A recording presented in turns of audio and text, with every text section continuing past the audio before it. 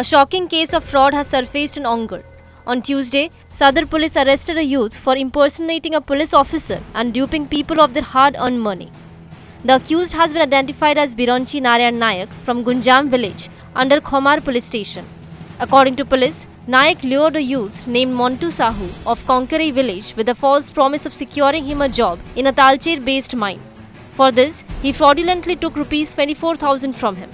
Acting on the complaint lodged at Sadar police station, police registered a case and began an investigation. During the probe, officials seized Rs 50,000 in cash, a motorcycle, a fake police uniform, stamps and a forged identity card from Nayak's possession. He was later forwarded to court.